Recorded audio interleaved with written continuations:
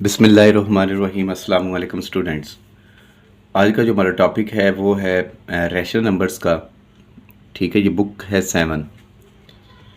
इसमें एक्सरसाइज है 1.3। इसमें कुछ क्वेश्चन जो हैं वो एडिशन के हैं, कुछ आपके पास आएंगे क्वेश्चन सब्ट्रैक्शन के, कुछ स्टेटमेंट्स के भी, रियल प्रॉब्लम्स के रिलेटेड क्वेश्चंस हैं। इसका जो टॉपिक है वो है रैशनल नंबर्स। पहले स्टूडेंट्स आपको बताता चलूँ कि रैशनल नंबर्स होते क्या हैं। ऐसे नंबर्स जिसको हम पी ओवर क्यू की फॉर्म में लिखते हैं। पी ओवर क्यू की फॉर्म का मतलब ये है कि हम पी मसलन जो वैल्यू है नोमिनेटर के अंदर और डिनोमिनेटर्स के अंदर जब हम लिखते हैं पी और क्यू की फॉर्म में जो हम लिखते हैं वैल्यूज़, ठीक है, उसको हम बोलते हैं रैशनल नंबर्स। जैसे आपको क्वेश्चन 1 का पार्ट 1, 2, 3 और 4 नज़र आ रहा है।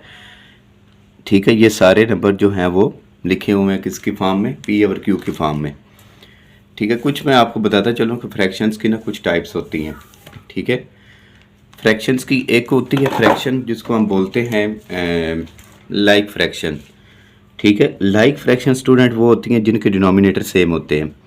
अगर मैं फर्स्ट 4 क्वेश्चन की यहाँ पे बात करूँ, आपको जो क्वेश्चन 4 है -6/13 एंड -8/13, ये जो क्वेश्चन नज़र आ रहा है, ये क्वेश्चन जो है वो किस फॉर्म में लिखा गया, लाइक फ्रैक्शन के अंदर लिखा गया। ठीक है, ये वाले क्वेश्चन की बात कर रहा हूँ। ठीक, ये लाइक फ्रैक्शन है। और ये जो question number 1, question number 2, question number 3, ये जो आपको 3 क्वेश्चन नज़र आ रहे हैं, ये हैं अनलाइक फ्रैक्शन। अनलाइक फ्रैक्शन वो होती है जिनके डिनोमिनेटर सेम नहीं होते, बल्कि ये फर्स्ट क्वेश्चन जो है ये भी लाइक फ्रैक्शन का ही है। ठीक है, 1 हो गया और आपका 4 जो है ये लाइक फ्रैक्शन है, और आपका 11 ये जो 3 और 2 जो है, ये दोनों क्वेश्चन जो हैं वो अनलाइक फ्रैक्शंस के हैं। इसके अलावा नीचे भी हैं क्वेश्चन, ये भी अनलाइक फ्रैक्शंस के ही हैं। ठीक है, ये जो आपको 3/4 एंड -6/5 नज़र आ रहा है, ये भी कौन सा नंबर है, फ्रैक्शन है, ये भी अनलाइक फ्रैक्शन है। और जो 4 एंड -3/5 ये भी अनलाइक फ्रैक्शन है, जिसकी फ्रैक्शन के डिनोमिनेटर के अंदर कुछ नहीं लिखा होता, उसको 1 लगाकर हम इसको सॉल्व करते हैं फ्रैक्शंस को। अब मैं आपको आता हूँ क्वेश्चन की तरफ। ठीक है, हमने क्वेश्चन को सॉल्व कैसे करना है। सबसे पहले स्टूडेंट आपने ये जो वैल्यूज़ होती हैं अनलाइक फ्रैक्शंस की, अनलाइक फ्रैक्शन को आपने चेंज करना है किसके अंदर, लाइक फ्रैक्शन के अंदर। लाइक फ्रैक्शन में हम कैसे चेंज करते हैं, कुछ इसके मुख्तलिफ इसके हैं मेथड, वो 2-3 मेथड हैं, वो 2-3 आपको मैं बताऊंगा, जो आपको इजी लगे जो है वो आप इस क्वेश्चन के अंदर आप कर सकते हैं। ठीक है, मकसद हमारा क्वेश्चन को सॉल्व करना और मेथड ठीक होना। और जो है फर्स्ट क्वेश्चन है, अब इसकी तरफ आते हैं। अगर ये लिखा हुआ एंड, पहले ऊपर लिखने लिए लिखा हुआ है ऐड। ठीक है, हमने जहाँ जहाँ पे वर्ड लिखा हुआ ऐड वहाँ पे हम करेंगे माइनस इनको। ठीक है, अगर हम इनको ऐड लिखा हुआ है तो ऐड की जगह पे हम प्लस करेंगे। ठीक है, प्लस का साइन लगाएंगे। प्लस का साइन लगाने के बाद फिर हम इसको फर्दर सॉल्व करेंगे इस वैल्यू को। ठीक है, फर्स्ट पार्ट है इसका 5/9 प्लस 4/9। अब देखें फ्रैक्शन इसकी जो है वो क्या है, लाइक फ्रैक्शन है। लाइक फ्रैक्शन में जिनके दोनों डिनोमिनेटर क्या है, सेम है। अगर ये दोनों सेम है तो अगर हम इसको 9 को 1 टाइम लिखेंगे, ठीक है, और जो जब फ्रैक्शन लाइक आती है, ठीक है, फिर जो नोमिनेटर्स की वैल्यू होती हैं वो सेम रहती हैं, ये चेंज नहीं होती। ये 5 है प्लस 4 है, यही रहेंगी। ठीक है, अगर हम इनको ऐड करते हैं तो ये 9 आता है। 9 के नीचे भी क्या आ गया, 9 से कट जाएगा, तो ये 1 इसका आंसर है। ठीक है, अनलाइक फ्रैक्शन को सॉल्व करना बहुत इजी है as compare to unlike fraction. अब मैं आपको करवाता हूँ सेकंड क्वेश्चन इसका 1.3 एक्सरसाइज का। क्वेश्चन 1 का सेकंड पार्ट है -13/4 एंड 9/14। सबसे पहले स्टूडेंट आपने इसका लेना है एलसीएम। ठीक है, एलसीएम कैसे लेते हैं, इसका एलसीएम लेने का मेथड ये है, आपकी जो डिनोमिनेटर में वैल्यू लिखी होती हैं आपने वो दोनों लिखनी होती हैं। अगर 3 वैल्यू हो तो तीनों लिखते हैं, 2 हो तो दोनों लिखते हैं।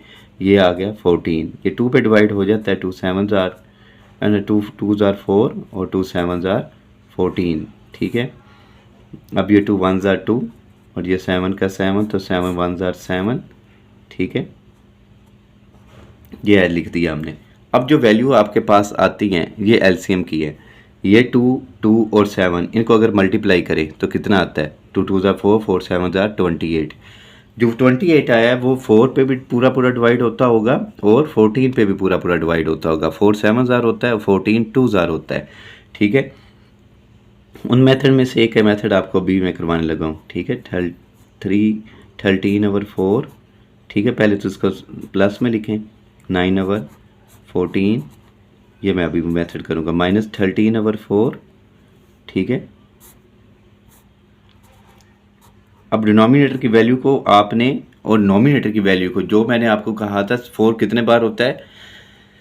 28, 4 7 ज़ार होता है 28, तो 7 इधर भी लिखेंगे हम, इधर भी। ये रूल है मैथ का। ठीक है, जिससे हम डिनोमिनेटर के मल्टीप्लाई करेंगे उसी को नोमिनेटर की वैल्यू के साथ भी मल्टीप्लाई करेंगे। प्लस 9/14। ठीक है, मल्टीप्लाई बाय, इसको किससे करेंगे? 2 से। ये भी 2 लिखा मैंने। ठीक है, ऊपर और नीचे वैल्यू आपने सेम लिखनी है, गलत नहीं करनी। अगर नीचे को 2 से मल्टीप्लाई करें, ऊपर 3 करेंगे तो क्वेश्चन गलत होगा। या ऊपर आप 2 से करें, नीचे आप 3 से करेंगे, जो कोई भी वैल्यू है जो आपने सेम नहीं लिखी तो वो क्वेश्चन गलत होगा। ठीक है, आपने उसको बड़े ध्यान से इसको सॉल्व करना है। आपने देखना है कि जो वैल्यू आ रही है, जिसको नीचे वाले डिनोमिनेटर को मल्टीप्लाई करने से वो एलसीएम की वैल्यू आए, तो हम वही वैल्यू को डिनोमिनेटर के अंदर और नोमिनेटर वैल्यू के अंदर, हम दोनों में वही वैल्यू हम लिखते हैं। ठीक है, अब 13 को अगर हम 7 से मल्टीप्लाई करते हैं तो ये आता है 91। ठीक है, ओवर 28 प्लस 9 2 ज़ार 18। ठीक है, ओवर 28। यह अब इसके वैल्यू का एलसीएम जो है वो 28 आ गया। आपने सेम तो कर दिया इसको, ये स्टेप ना भी करें। अब 91 में से 18 माइनस करके भी लिखते हैं तो फिर भी क्वेश्चन का आंसर ठीक होगा। -19 प्लस 18, 91 है, सॉरी 91 प्लस 18। अब 91 में से हमने 18 माइनस करना है। ठीक है, 91 में अभी आपको मैं साइंस का भी बताता हूँ। मेरी एक वीडियो भी है इसी चैनल के ऊपर, आपको मिल जाएगी, जिसमें मैंने साइन का बताया हुआ है कि साइन को स्टूडेंट की कहाँ पे प्रॉब्लम होती है, कहाँ पे हम प्लस का साइन लगाएंगे, कहाँ पे माइनस का लगाएंगे, और कहाँ पे हमें पता चलेगा वैल्यू माइनस हो रही है, कहाँ पे पता चलता है हमें प्लस हो रही हैं। क्योंकि स्टूडेंट जो है वो मोस्टली मल्टीप्लिकेशन का एक होता है मेथड, वो यूज़ कर रहे होते हैं, लेकिन उसको यूज़ करने की ज़रूरत नहीं है। वो सिर्फ और सिर्फ मल्टीप्लिकेशन में होता है, प्लस और माइनस में वो साइन नहीं यूज़ होते। अगर वो आप कंसेप्ट लेकर चलेंगे तो क्वेश्चन आप गलत करेंगे सॉल्व।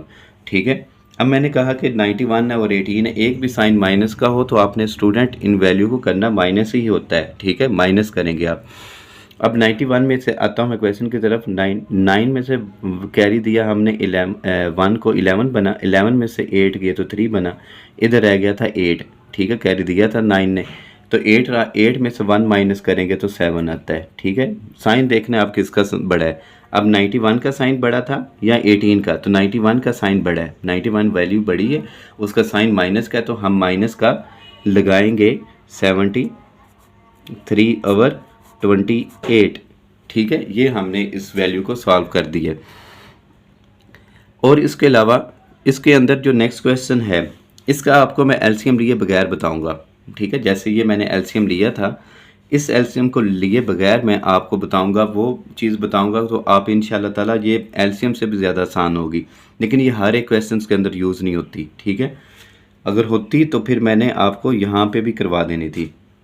और -7/11 प्लस का साइन लगाएंगे, -3/22। ठीक है, स्टूडेंट जब आपके पास एक भी वैल्यू, अगर वैल्यू छोटी है एक वैल्यू बड़ी आती है। ठीक है, जैसे यहाँ पे 4 था और 14 था, आपने देखना होगा कि छोटी वैल्यू जो है वो बड़ी वैल्यू पे पूरा पूरा डिवाइड होती या नहीं होती। ठीक है, यहाँ पे 4 जो है वो 14 पे डिवाइड नहीं होता था पूरा। ठीक है, इसलिए मैंने एलसीएम लिया है।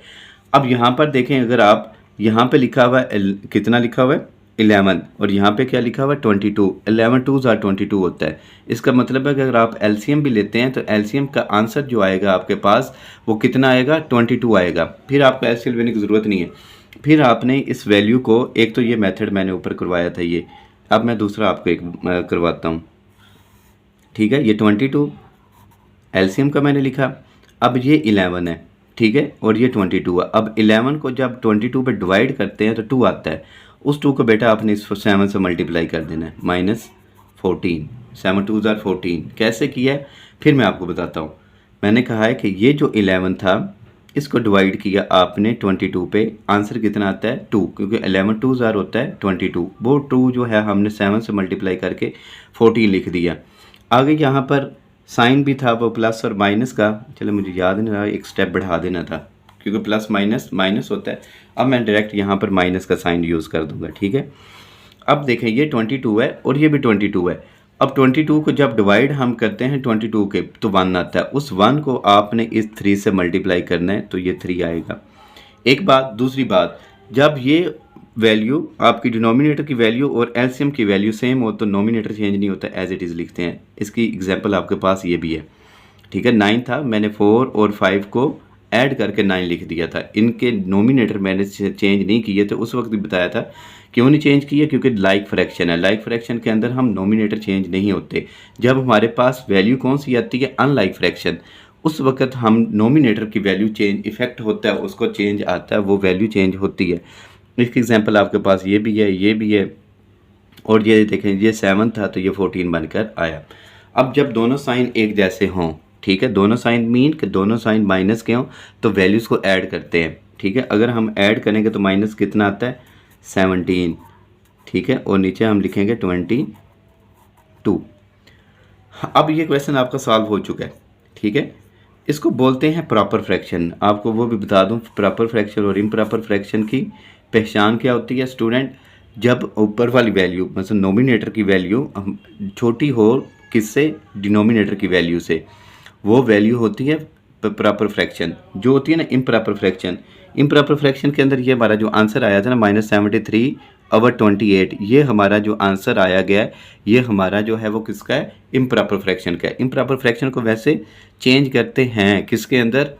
मिक्स फ्रैक्शन के अंदर। मिक्स फ्रैक्शन के अंदर चेंज करते हैं, लेकिन मैंने अभी इसको चेंज किया नहीं है क्योंकि मेरे पास अभी जगह कम थी। अभी मैं आपको इसकी चेंज करने का बता दूंगा अगर किसी भी जगह के ऊपर इसका आता हुआ तो, ठीक है। घबराना नहीं है कि मैंने ये क्वेश्चन यहाँ पर कर कर छोड़ दिया था। ये क्वेश्चन प्रॉपर फ्रैक्शन को हम बेटा कभी भी चेंज नहीं कर सकते। किसके अंदर?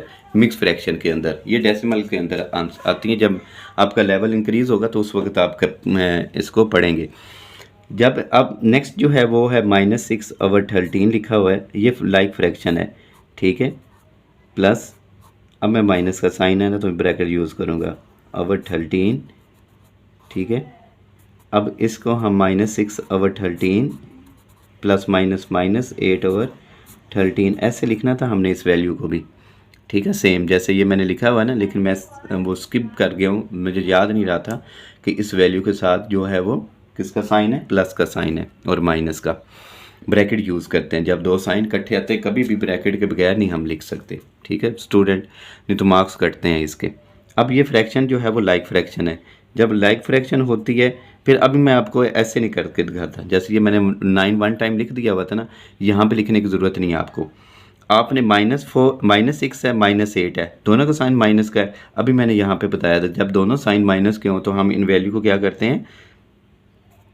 ऐड करते हैं। तो हमने इनको ऐड किया तो ये 14 बना, तो नीचे डिनोमिनेटर में क्या आएगा? 13। अब ये जो 13 है 1 टाइम लिखना है, 2 टाइम ना करना इसको। स्टूडेंट आपको मैं मिस्टेक बताऊं, मुझे याद नहीं रहा आप मिस्टेक करते क्या हो।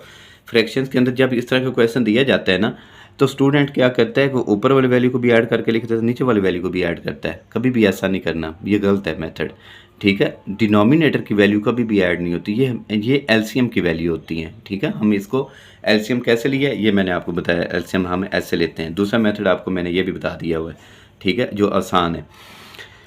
अब ये है अभी जैसे मैंने कहा था ये प्रॉपर है, ये इम्प्रॉपर फ्रैक्शन थी, इसको हम डिवाइड करके हम इसका आंसर जो है वो इम्प्रॉपर फ्रैक्शन के अंदर लेकर आएंगे। अब मैं आपको बताऊंगा, ठीक है। ये देखें अब 14 है, हमेशा ऊपर वाले वैल्यू को हम स्क्वायर रूट के साइन के अंदर रखते हैं, स्क्वायर रूट सॉरी कह रहा हूँ, डिवीजन साइन के अंदर हम रखते हैं, ठीक है। और जो डिनोमिनेटर की वैल्यू होती है उसको बाई रखते हैं। 13 1 13, ठीक है। अब 4 में से 3 गए तो 1, नीचे भी क्वेश्चन लिखा हुआ था इसलिए मैं इसको ज़्यादा खुला करके नहीं लिख पाया। और अब इसको मिक्स फ्रैक्शन में लिखें, एक तो साइन माइनस का, वो तो माइनस का साइन पहले लगा लें। सबसे पहले बेटा हम इसको लिखते हैं, जो इसको बोलते हैं कोशेंट। कोशेंट लिखते हैं सबसे पहले, इसको आप लाइन लगाएं, जो बाय की लाइन होती है वो लगाएं, यूज़ करें आप। फिर उसके बाद जो आपके पास आंसर आया था रिमाइंडर कितना आया था आपके पास 1, और जो डिवाइज़र है ये डिवाइज़र था, इसको हमने 13 एज इट इज़ लिखा। आपको मैं सारी ये 4 चीज़ें इसकी होती हैं मैं आपको बताता हूँ। जो स्क्वायर रूट बार बार स्क्वायर रूट यूज़ करता हूँ क्योंकि सबसे ज़्यादा जो है वो बड़ी क्लासेस को पढ़ाता हूँ, तो वो ज़्यादा ये स्क्वायर रूट ही यूज़ हम करते हैं। साइन भी उसी का ही होता है ऑलमोस्ट। डिवीजन का जो साइन है, डिवीजन के साइन के अंदर जो वैल्यू होती है वो होती है डिवाइडेंड, जो बाहर रखते हैं वो होता है डिवाइज़र, जो ऊपर वैल्यू होती है वो होती है कोशेंट, नीचे जो लिखते हैं वो होता है रिमाइंडर। ठीक है, सबसे पहले जब हम मिक्स फ्रैक्शन में लिखेंगे हम लिखेंगे कोशेंट, फिर हम क्या लिखेंगे रिमाइंडर, और फिर हम क्या लिखेंगे डिवाइज़र। ठीक है, ये इस तरह का होता है। अगर आप स्टूडेंट ऐसा नहीं ना याद कर सकते तो आप ऐसे एक सर्कल बना लें कि हमने ऐसे घूमकर पहले हम ये लिखेंगे, फिर हम ये लिखेंगे, फिर हम ये लिखेंगे, ऐसे एक सर्कल बना लें कि हम इस सर्कल से घूमकर जाएंगे। ठीक है, लेकिन ये बाय की जो लाइन है ये ना लगाना भूलना।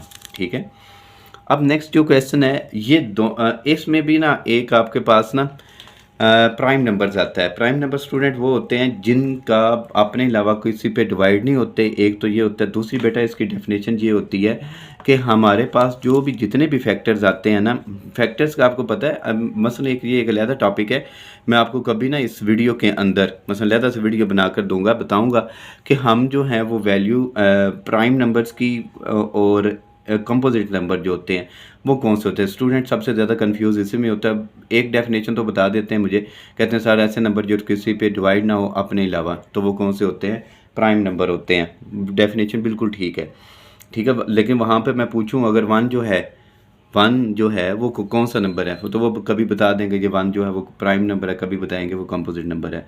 आपको स्टूडेंट बताता है चलो वन ना ही कंपोजिट होता है और ना ही प्राइम नंबर होता है। वजह क्या है, जो प्राइम नंबर की डेफिनेशन थे, एक तो ये मैंने बताई है अपने अलावा किसी नंबर पे डिवाइड ना हो, वो होते हैं। सेकंड स्टूडेंट आपने याद ये रखनी है, ऐसे नंबर जिनके फैक्टर 2 हों, फैक्टर बीन 2 हों। जैसे आपके पास जो है ना, आपको इसी एग्जांपल के अंदर मैं आपको बताता हूँ, 5 है ना, 5 किस पे डिवाइड होता है, अब 1 पे होता है और 5 अपने आप पे होता है, इसके अलावा तो किसी पे होता ही नहीं है। फैक्टर कितने हैं इसके, 2 है। ठीक है, एक और एग्जांपल देता हूँ, 4 है। ठीक है, ये जो लिखा हुआ था 4, ये 4 है, ये किस पे डिवाइड होता है, 1 पे होता है, 2 पे होता है और 4 पे। इसके फैक्टर कितने हैं, 3।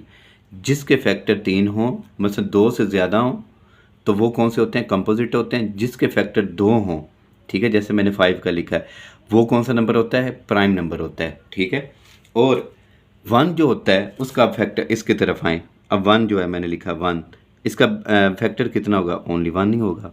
अब मैं बाय डेफिनेशन आए, मैंने कहा ऐसे नंबर जिनके प्राइम जो है सॉरी फैक्टर जो है वो 2 हों, वो कौन से होते हैं, प्राइम। जिनके 2 से ज़्यादा हों वो क्या होते हैं, कंपोजिट। अब ये ना ही इसका 2 है ना ही इसका 3 है, तो ये ना ही, इसलिए तो हम कहते हैं फैक्टर जो है वो 1 का फैक्टर मीन, हाँ फैक्टर क्या है, फैक्टर 1 जो है वो एक का तो एक ही होगा, ना ही ये प्राइम नंबर होगा और ना ही ये कंपोजिट नंबर होता है। और कंपोजिट स्टूडेंट वो होते हैं, प्राइम नंबर्स के अलावा जितने भी नंबर्स आएंगे वो सारे कंपोजिट है। ठीक है, सबसे आसान याद रखने का इसका तरीका ये है। अब आए इस क्वेश्चन की तरफ, 5 है और ये 4 है, इसको आपको एलसीएम लेने की ज़रूरत नहीं है अब। ठीक है, 3/4 लिखें प्लस, ठीक है, ये साइन माइनस का यूज़ हुआ है तो 6/, हम लिखेंगे 5, और यहाँ पर हम लिखेंगे 3/4 प्लस माइनस माइनस होता है 6 1, ये तो 6/5 आ जाएगा। अब यहाँ पर देखें आपके पास 4 और 5 आ रहा है, 4 5, आपने इन दोनों वैल्यू को मल्टीप्लाई कर देना, कितना आता है, 20। प्राइम नंबर्स में एक भी नंबर आपका प्राइम है, दूसरे नंबर से आप मल्टीप्लाई करके लिख दें तो वो आपका एलसीएम एज इट इज़ निकाल कर देगा। ठीक है, आपको इसका प्रूफ भी दूंगा अभी, 20 इसका आता है या नहीं आता। अब ये 4 है और ये 20 है। ठीक है, चले मैंने आपको इस मेथड से करवा देता हूँ जो मैंने यहाँ पे किया था, 4। अब एक और बात सुन लें, एक और इससे भी आसान आपको बताता हूँ। ये 4 और 5 को मैंने डिवाइड करना था, 5 आना था। ठीक है, 4 को 20 पे डिवाइड करना था, 5 को 3 से मल्टीप्लाई करना था मैंने 15। अगर आप इस 3 को इस 5 को मल्टीप्लाई करें क्रॉस में तो कितना आता है, 15 आ जाता है ना स्टूडेंट। अब इस 4 को इस 6 से मल्टीप्लाई करें तो कितना आता है, 24। अब 24 में से आपने 15 को माइनस करना है। अब एक भी साइन माइनस का हो, ये देखो सबसे आसान है। बजाय आपको यहाँ पर जैसे मैंने कहा था 11 को 22 पे डिवाइड करें 2 आएगा, और 2 को 7 से मल्टीप्लाई करके लिख दें।